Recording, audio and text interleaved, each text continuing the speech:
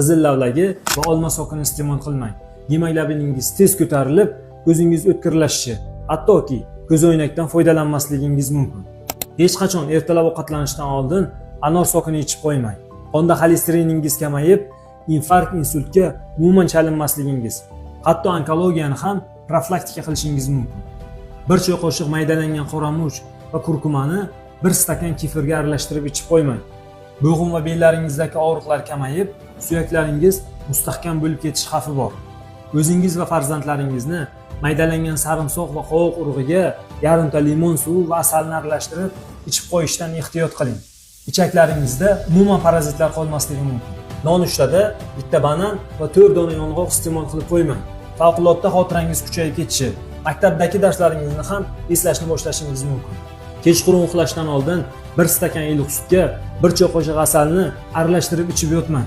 7-8 soatsiz uyqungiz buzilmasligi mumkin. Eng muhimi, meni sahifamga ham obuna bo'lib qo'ymang. Uyda tuzalishni boshlashingiz mumkin.